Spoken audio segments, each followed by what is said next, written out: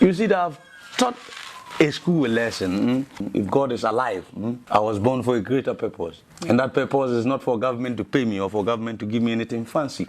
He had always dreamt of becoming a medical officer, some neurosurgeon, to do crazy things. As for him, he was so determined. He said, whatever it is, there has to be a DR. We used to call him DR against his name. So he opted to do Doctor of Optometry.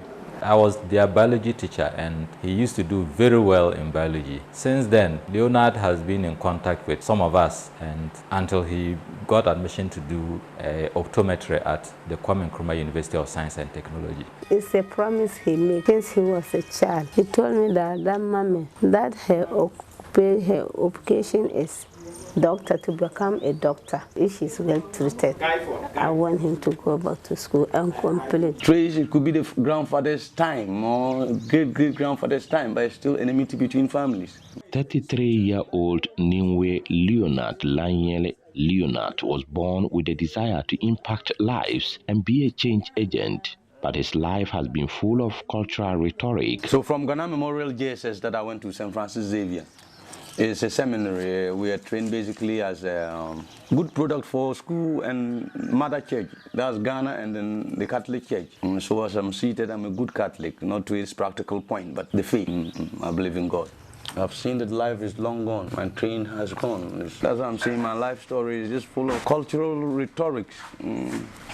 Leonard completed Ghana Memorial Junior High School and went on to St. Francis Xavier Junior Seminary, where he studied general science in 2007. According to records, Leonard was a brilliant student who excelled academically at both junior and senior high schools. With an aggregate 8, he was the best performing student at Ghana Memorial Junior High School. A similar excellent performance was achieved at St. Francis Xavier Junior Seminary. He had an A in all subjects except biology, English, and social studies, which were B2, B3, and B2 respectively.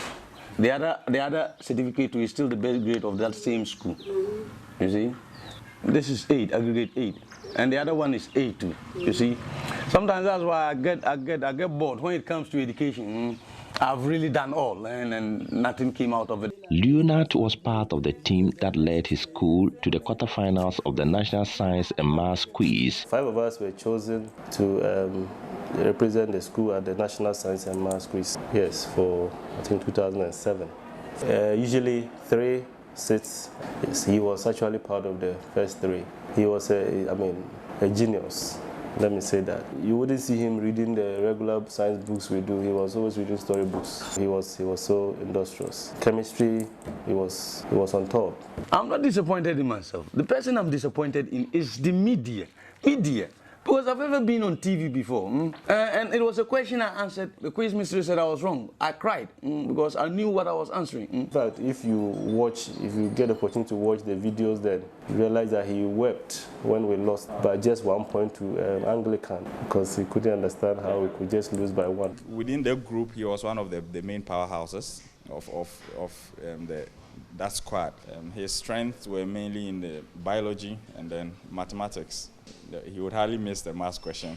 The advert that the National Science and Maths Quiz used to roll in those days, there was a picture of the Xavier squad of that year, and then Leonard was in tears on screen. That was because they had just lost by the last riddle. And he just couldn't bear it, and he was in tears. Leonard was known and addressed as a doctor at St. Francis Xavier Junior Seminary because of his outspoken aspiration to be a medical doctor. His admission to the University of Cape Coast was hampered because his parents could not afford the high tuition at the time. I would have done medicine at Cape Coast, but at that time it was 41 million a year. My father is a teacher, a humble teacher. He's not Nagrat, he's not. At the time he couldn't really pay for my fees. So I opted for Kenya University to do optometry. It's still the same doctorate, not the PhD I say, but the same practical medical doctorate.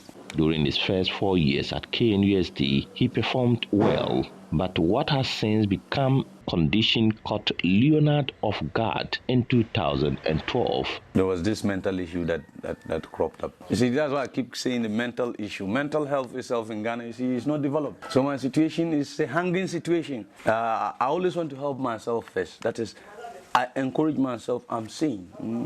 I never want to go back to the back days where they say I'm not sane. I'm sane.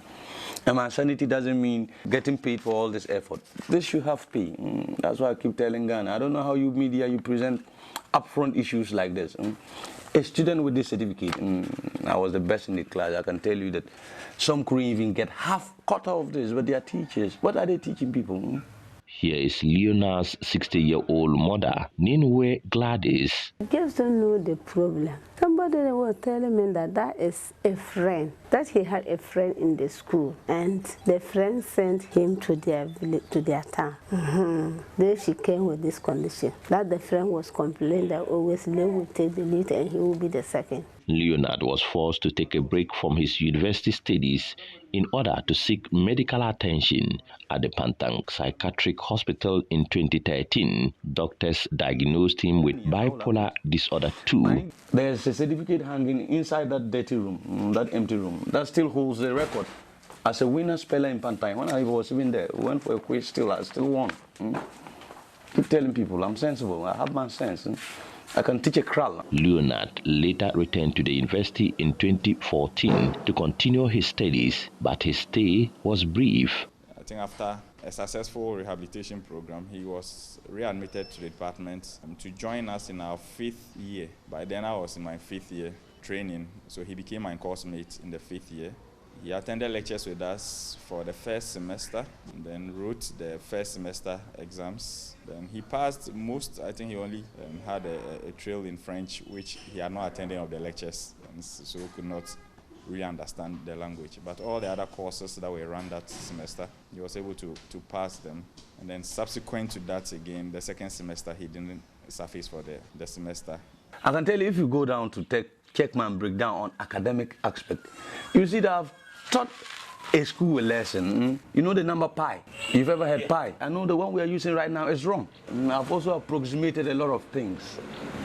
When I was at the university, I traced pi. I know why pi is wrong. The current one we're using, is 3.142 or 22/7. It's wrong. I know. I've done a lot of work. And so what is the correct one? I've presented it at a conference the time I was in school at KNUST, you see. It's also on video, you see. So I don't know why people, when they see me, they think I haven't gone to school. I've gone to school, I have these certificates. If I go to KNUST and say I want a certificate right now, that is the point. Who sent me there? You see, she's only a lady, she has no work. Both his senior high school and university friends are stunned by the turn of events. And for me, it was disheartening because this is a guy I felt was very brilliant and he could have been a great resource to us. Oh, this guy with all the, intelligence, with all the aspirations he had, he could be suffering and going through all these things. I felt very bad about it.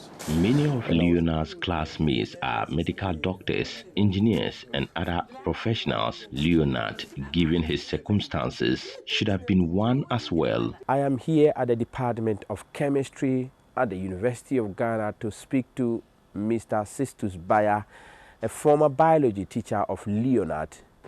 Leonard could be one of the best scientists or medical doctors in Ghana if he hadn't suffered that medical condition. Gladys, his mother, says his son's predicament began when his 57-year-old father, Ninwe, died in 2011. The father died 13th August 2011. So when Leonard came, he was not for himself. He even didn't want to see me. I collapsed. Immediately I saw Leonard in that condition, I collapsed. Before I realized I was in the hospital. After 8 days, they discharged me. I came home and Leo said he will not stay with me. That I'm looking straight, that I'm just looking like something. Leonard promised his mother when he was a child that he wanted to be a doctor, But that dream appears to have been dashed today. So what does Leonard want? I want peace. I respect my mother, that is a responsibility. I respect humanity, that is still also a responsibility, you see. What I expect from my family, I expect care itself.